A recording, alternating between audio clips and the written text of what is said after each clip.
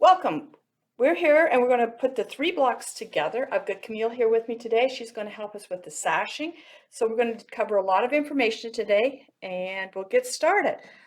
First, we want to square up the blocks. So we'll start with the first block.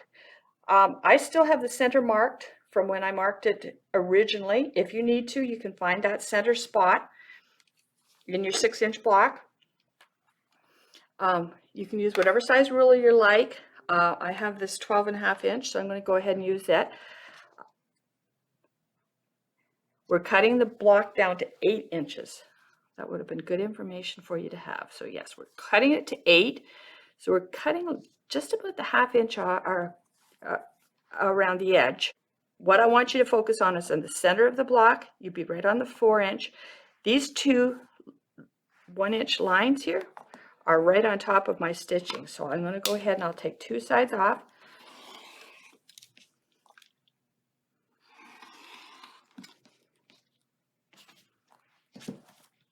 I want to twist that around to do the other 2 sides. Again, we're going to put that 4 inch right on top of that center mark because we're making an 8-inch block. Squaring it up, I'm going to use these 2 lines on top of the stitching.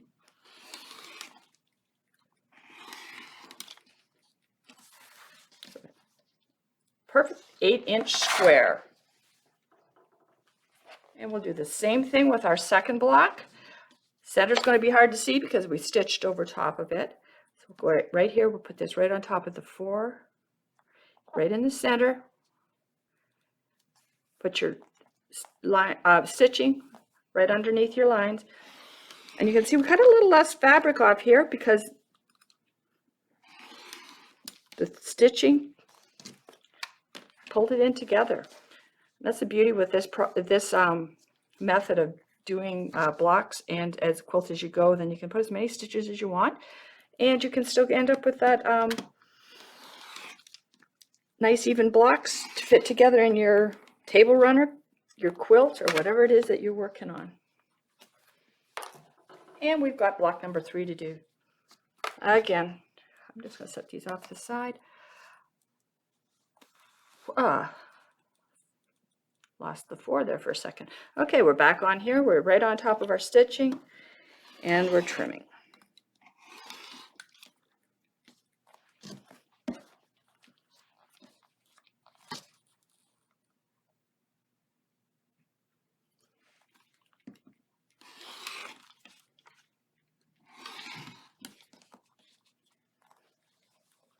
So we've got 3 8-inch blocks to put together.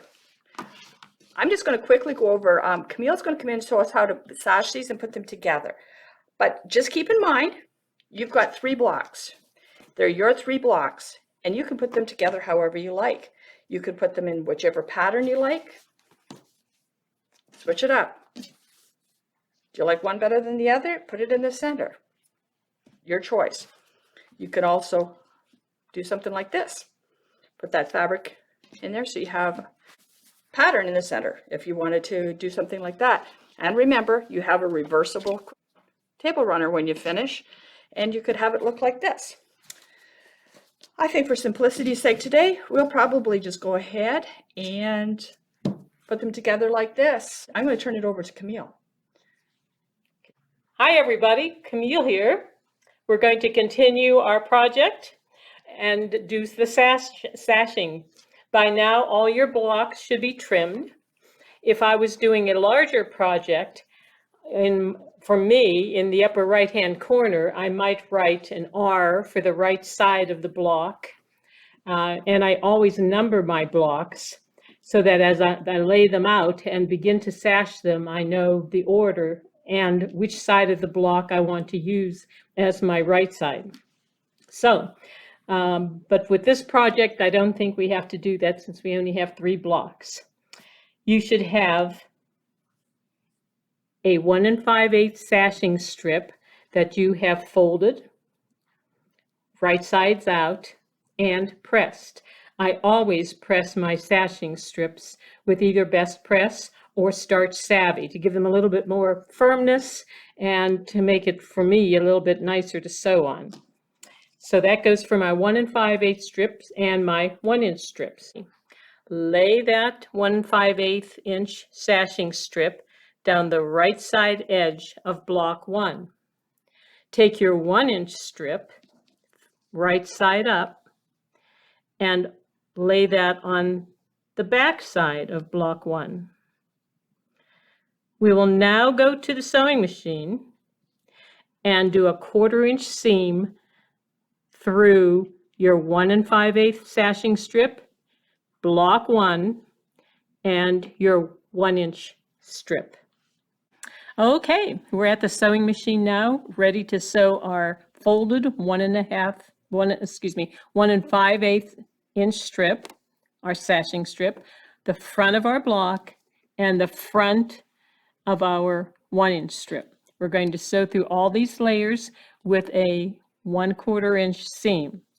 I start a little bit above to give me a few stitches before I get to the top of my block. I think it was a good idea that Valerie had you cut this longer than the block itself.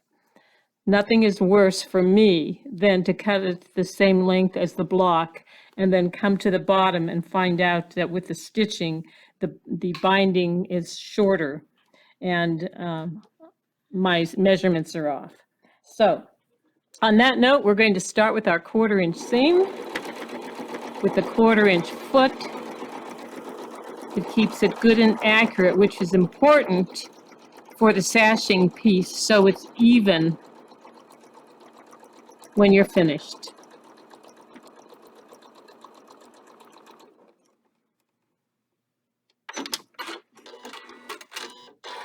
You don't have to bury your threads when you're putting the sashing strip on. At this point, you want to open up the 1-inch strip, have the free edge exposed so we can attach that to the next block.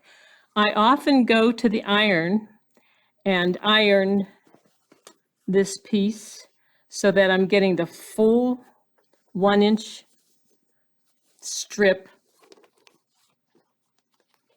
exposed to be attached.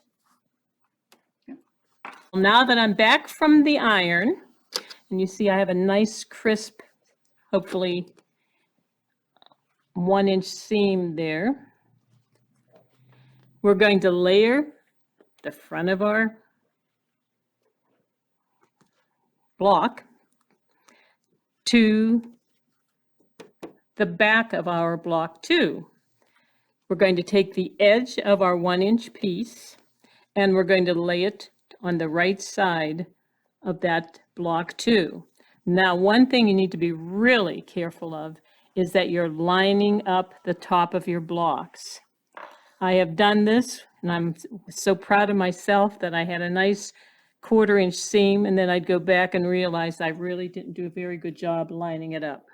So I would take the extra time and put a pin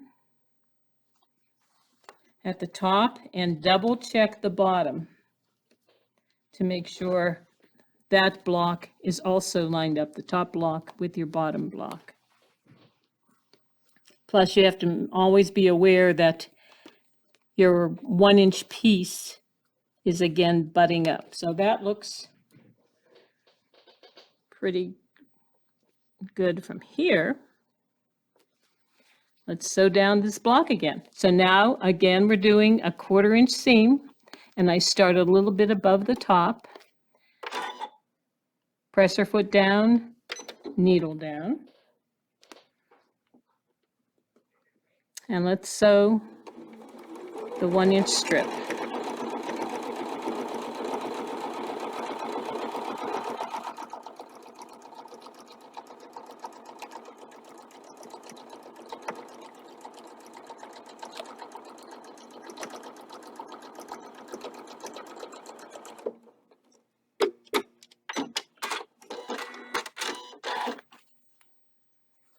Now for the test.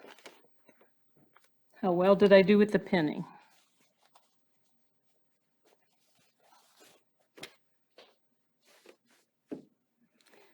Matches very well here. Not so hot there. We're going back to the iron and see where these 1/4 inch seams were sewn. I would press these seams so that they're butted together and flat. So I'll be right back. Okay, we're back from the ironing board. Just wanted to show you how I pressed the butted 1/4 inch seams together. And I also folded over my sashing strip so that I covered the stitching line. This is the importance of having a good, consistent 1/4 inch seam on your machine and as you're sewing the different parts of your project. I'm going to start at the top. I'm using an open toe applique foot. All machines have an applique foot, might not look like this one. This is a Janome, but I'm using it so that you can see my stitching clearly and where my needle is and how I'm going to close the sashing. Let us begin. So I want to stitch close to the edge of my sashing strip. Now the purists would tell you you should probably hand do this, hand sew it. I am not a purist. I want to get my projects finished. So I'm going to stitch as neatly as I can down the right side of this strip.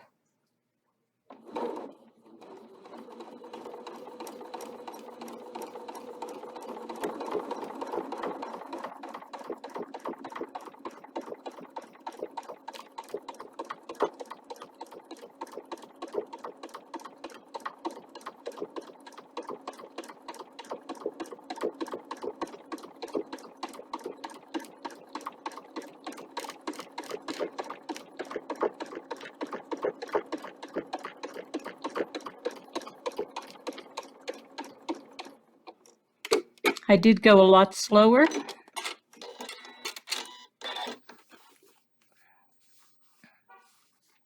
And the sashing strip is complete. Some people like to sew the seam down both sides of the strip. I don't think that's necessary. I like to see the clean look of one side. If I turn it over, you can't even see the stitching. When I pinned my 2 blocks together, I thought when I first opened them up that they weren't even. One looked even, the other one did not. But you could see once I get the sashing strip opened up, it looks just perfectly fine. And that's really important when you're putting together your blocks, to have your long edges even and an accurate sashing piece, so that if you would have a quilting project or a runner project where you're having blocks on top of blocks and had to seam horizontally, your sashing strips would match in width and come together in the exact places they should be at the edge of the blocks. And to continue and attach our second block to our third block with the sashing, and just do a quick review. The 1 5/8 inch piece of sashing is attached to the front of your block 2, and underneath is the right side of the 1 inch piece. So we're going to do our 1/4 inch seam down the outside edge, aligning all of our pieces.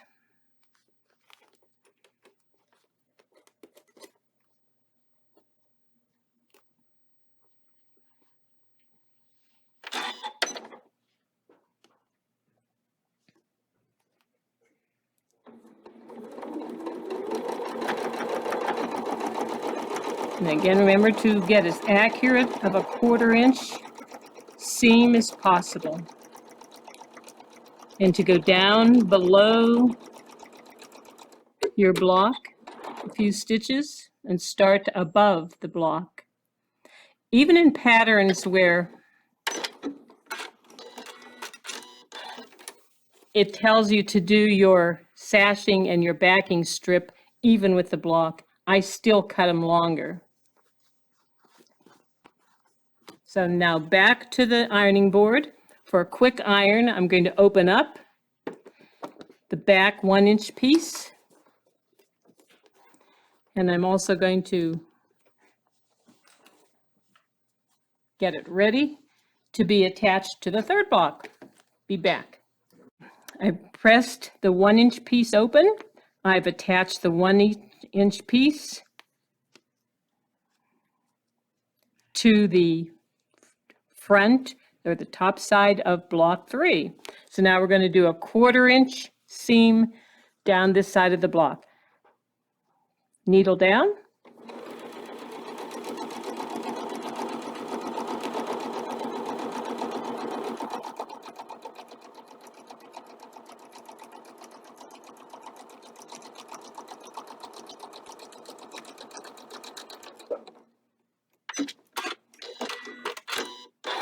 And a quick reminder, remember to pin, or at least be very careful aligning the tops of your blocks and the bottoms of your block.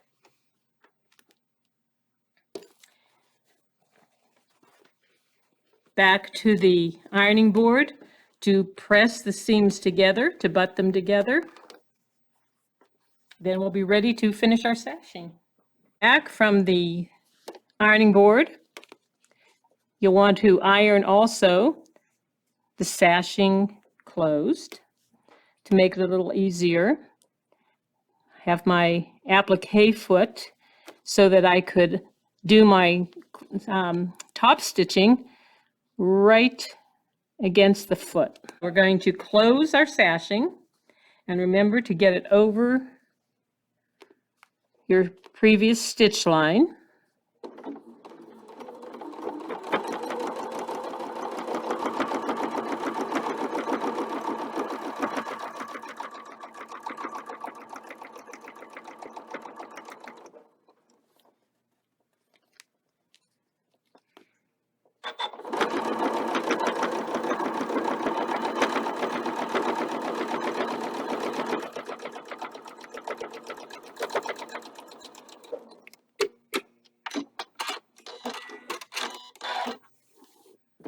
Sashing is complete.